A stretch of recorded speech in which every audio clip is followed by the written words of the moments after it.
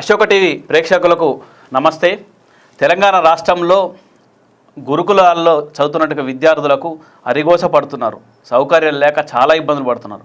ఒకటి కాదు, అన్ని రకాల సౌకర్యాలు. ఆఖరికి అన్నం విషయంలో కూడా ఫుడ్ పాయిజన్ అయ్యి చాలామంది ఇబ్బందులు పడుతున్నారు.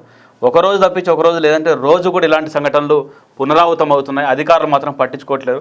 రాజకీయ నాయకులు, ప్రభుత్వ పెద్దలు మాత్రం ఎన్నికల్లో ఎలక్షన్ స్టేట్మెంట్లు ఇస్తూ ఈ విధంగా దంచి కొడుతూ వాళ్ళ మానాన వాళ్ళు పోతున్నారు. అంటే వాళ్ళ ప్లాన్లో వాళ్ళు ఉన్నారు. ఎంతసేపు లోక్సభ ఎన్నికల్లో వాళ్ళు బిజీగా ఉన్నారు. దీంతో అధికారులు ఉన్నటువంటి అధికారులు మాత్రం వీళ్ళ ఆలోచనలో వీళ్ళున్నారు. ఈ విధంగా చూడొచ్చు. అయితే మన దగ్గర అశోక్ సార్ ఉన్నారు. గురుకులాల్లో కావచ్చు, ఇందులో విద్యార్థులకు కావచ్చు, చాలా అంశాలు రీసెంట్లీ చాలా జరుగుతున్నాయి. దాని మీద అశోక్ సార్ మాట్లాడతారు, అశోక్ సార్ చెప్తారు. దీన్ని ఎట్లా చూడొచ్చు సార్? ఎందుకంటే ప్రతిరోజు చూడొచ్చు. ఏప్రిల్ 20, 19, 11 ఒక విధంగా రోజు తప్పించి రోజు ప్రతి వారంలో ఇలాంటి సంఘటనలు జరుగుతున్నాయి. ఫుడ్ పాయిజన్ కావచ్చు, కొన్ని చోట్ల గురుకులాల్లో కావచ్చు, ఇట్లాంటి విద్యా సంస్థల్లో పాము గరిచి తేలు గరిచి చనిపోయారు. సౌకర్యాలు ఉండవు, బాత్రూమ్ ఉండవు, పరిశుభ్రత ఉండదు, విద్యార్థులకు సరైన ఫుడ్ పెట్టరు. దాంతో రక్తహీనత ఉంటుంది. వాస్తవంగా తెలంగాణలో ఉంటున్న రక్తహీనత పిల్లల్లో గురుకులాల్లో చదివేట పిల్లలకే రక్తహీనత ఎక్కువగా ఉంటుంది. దాంతో భవిష్యత్తులో వాళ్ళకు అనేక రోగాలు, ఇప్పుడు బాగానే ఉంటారు చిన్నపిల్లలు కాబట్టి, పెద్ద అయిన తర్వాత వాళ్ళ రోగాలు బయటపడతాయి. ఎట్లా చూడొచ్చు అంటారు దీన్ని? అంటే ప్రభుత్వాలకు విద్య మీద శ్రద్ధ లేదు. విద్య మీద నిధులు చాలా తక్కువ ఖర్చు పెడుతుంది. ఇక్కడ విద్యార్థికి ఒక 1000 నుంచి 1500 రూపాయలు లోపే ఇస్తారు. మామూలుగా ఇప్పుడు హైదరాబాద్లో ఒక ప్రైవేట్ హాస్టల్ కనుక నెలవారీ బిల్లు చూసుకుంటే 4 నుంచి 5,000 రూపాయలు ఉంటుంది. కానీ గవర్నమెంట్ స్కూళ్ళ పిల్లలకి ఇచ్చేది 1000 నుంచి 1500. ఆ 1000 నుంచి 1500లలో మళ్ళీ ఇక్కడ మధ్యవర్తులు ఉండే వాళ్ళు, సప్లై చేసేవాళ్ళు, కూరగాయలు సప్లై చేసేవాడు వాడి తినాల. ఎందుకంటే వాడు పుచ్చిపోయిన బెండకాయలు, పుచ్చిపోయినటువంటి అవి ఇస్తారు. ఎందుకంటే తక్కువ. అంటే హాస్టళ్లకు సప్లై చేసే ఫుడ్, కూరగాయలలో మార్కెట్లో అతి తక్కువ నాణ్యత అయితే ఎక్కడ ఉంటుందో అలాంటి కూరగాయలు సప్లై చేస్తారు. తక్కువ రేటు అసలు. అంటే గవర్నమెంట్ ఇచ్చే తక్కువ, ఆ ఇచ్చే తక్కువ దాంట్లలో కొంత వార్డన్లు మిగిల్చుకోవాలా, కూరగాయలు సప్లై చేసేవాడు మిగిల్చుకోవాలా. అంటే ఎవడి స్థాయిలో వాడు కక్కుర్తి పడడం ఒకటైతే, ముందుగా కక్కుర్తి పడేది గవర్నమెంట్. అది ఎందుకంటే విద్యార్థులకు మినిమంగా నెలవారీ మెస్ బిల్లు 3,000 రూపాయలు ఇవ్వాలి. ప్రస్తుతం ఉన్నటువంటి ధరలకు అనుగుణంగా 2,500, 3,000 రూపాయలు మినిమం ఇస్తేనే అవుతుంది. వాళ్ళకి ఇచ్చేదే 1,000-1,500 రూపాయల కంటే తక్కువ వచ్చిన పరిస్థితులలో ఎక్కడ న్యాయం జరుగుతుంది? కాబట్టి ఈ విధంగా అస్వస్థ లాంటి కార్యక్రమాలు జరుగుతున్నాయి. అంటే ఇలా దోషి ఎవరు ఫస్ట్ అంటే ప్రభుత్వం. ఓకే, కానీ దానిపైన అజమాయిషీ కలిగినటువంటి ప్రభుత్వ అధికార వ్యవస్థ కరెక్ట్ గా పనిచేస్తుంటే పనిచేయదు. ఎందుకంటే వాడికి ఇచ్చే మామూలు వాడికి వస్తాయి. అంటే అవినీతి ప్రభుత్వమే అవినీతి చేస్తున్నది. ఎందుకంటే తక్కువ డబ్బులు ఇస్తున్నది. ఇచ్చిన దాంట్లో ఒక 30% వివిధ రకాల వ్యవస్థలలో మిగిల్చుకునే కార్యక్రమం. 30-40% మిగిల్చుకుంటారు. అంటే అధికారుల వాటా ఉంటుంది, కూరగాయల సప్లై వాటా ఉంటుంది, వార్డెన్ వాటా ఉంటుంది. దాంట్లో సౌకర్యాలు సరిగా మంచినీళ్ళు వాడరు, అంటే ఫ్రెష్ ఉన్నటువంటి వాటర్ వాడరు. ఎందుకంటే ప్రభుత్వము నిజంగా వీటిని గనక సీరియస్ గా తీసుకొని ఒక అధికార వ్యవస్థను పర్ఫెక్ట్ గా ఏర్పాటు చేసి అన్ని రకాల సౌకర్యాలు కల్పిస్తే ఇలాంటి పరిస్థితులు ఎదురు కావు. నిన్న దౌర్భాగ్యం, భువనగిరి గురుకుల పాఠశాలలో 7వ తరగతి చదువుతున్నటువంటి ఒక విద్యార్థి చనిపోయినాడు. ఏప్రిల్ 10న చనిపోయారు, మననే చనిపోయాడు.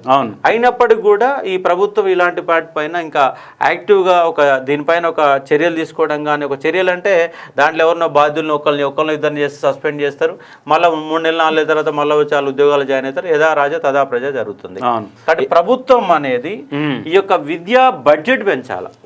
ఫస్ట్ విద్యా బడ్జెట్ పెంచాలి. గవర్నమెంట్ అనే పాఠశాల ప్రైవేట్ స్కూళ్ళ కంటే ధీటుగా ఉండాలి. సౌకర్యాల కల్పన ఉండాలి.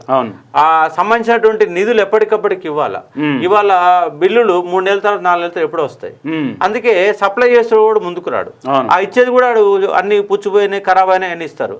పురుగులు పట్టినటువంటి బియ్యం వండుతారు. అంటే ఎక్కడ కూడా జాగ్రత్తలు అనేవి లేవు. ఆ జాగ్రత్తలు తీసుకునే కారణంగా ఇలాంటి సంఘటనలు.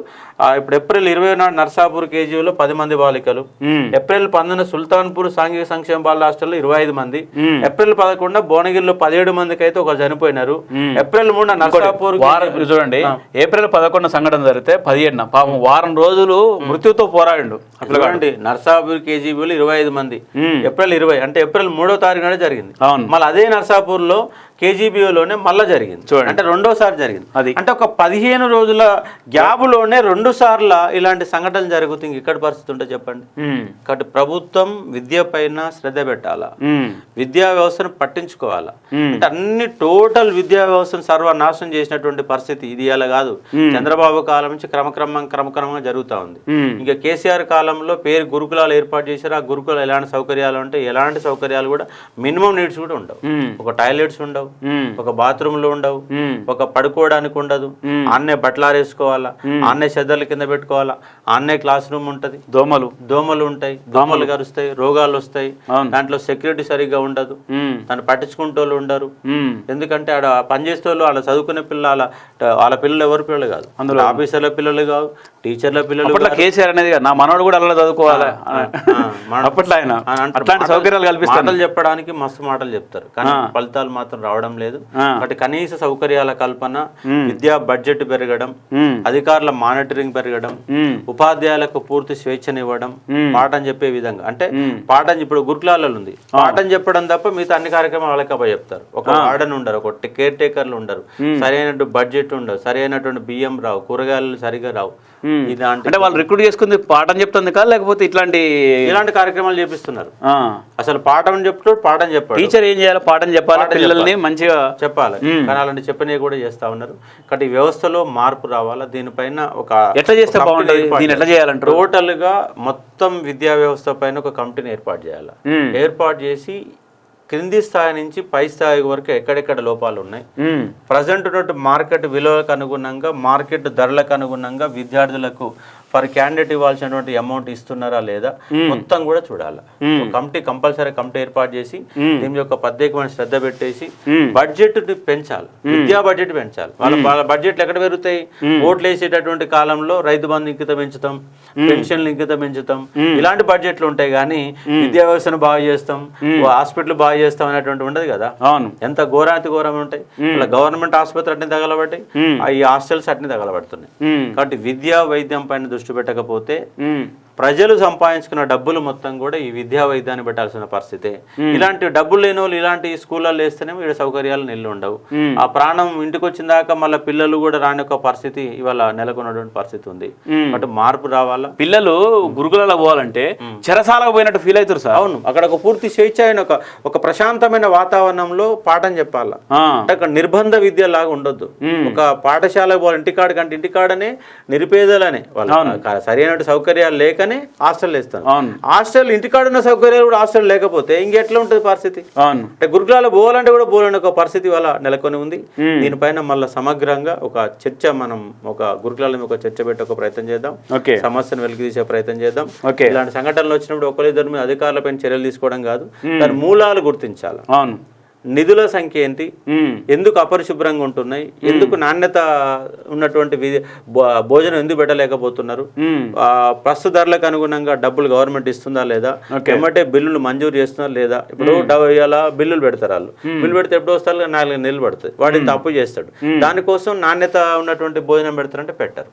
అంటే ఫస్ట్ కు ఇప్పుడు జీతాలు అయితే ఏ విధంగా ఇస్తున్నారో అట్లాగే బిల్లులు కూడా అదే ఫస్ట్ కు ఇవ్వాలా, అదే స్థాయిలో ఎమ్మటే ఇవ్వాలి. ఎప్పుడో తర్వాత ఇవ్వడం కాకుండా ఎమ్మటే ఇచ్చేస్తే అక్కడ సౌకర్యాలు పెంచాలి. సౌకర్యాలు పెంచకుండా ఇలాంటి సంఘటనలు జరుగుతూనే ఉంటాయి. ఇక్కడ దీనిపైన టోటల్ వ్యవస్థ, విద్యా వ్యవస్థ పైన ఒక కమిటీని ఏర్పాటు చేసి హాస్టల్లో పనితీరు ఎలా ఉన్నది, నిజంగా మినిమం సౌకర్యాలు కల్పిస్తున్నారా లేదా అనే దానిపైన ఒక చర్చ జరగాల్సిన అవసరం అయితే ఉన్నది. ఇలాంటి జరగకుండా ఉండాలంటే ప్రభుత్వం అయితే జాగ్రత్త పడాలి. ఓకే, టీచర్లకు అవకాశం ఇచ్చిన, టీచర్లు ఎప్పటికప్పుడు మానిటరింగ్ చేసినా కానీ సంఘటన జరుగుతుంది. అసలు టీచర్లు కాకుండా ఓ సపరేట్ వింగ్ ఉండలేదా వీళ్ళకి సెక్యూరిటీ కల్పించడంలో, ఫుడ్ పెట్టే విషయంలో ఏర్పాటు చేయాలి? అంటే కొన్ని ఇప్పుడు కేజీబీలలో కొంతమంది ఉంటారు, కానీ దాని సరిపోయిన క్యాండిడేట్స్ అయితే ఉండరు.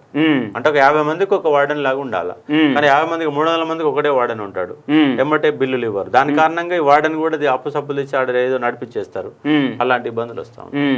ప్రతిరోజు ఫంక్షన్ చేసినట్టే ఆ టీచర్లకు కూడా.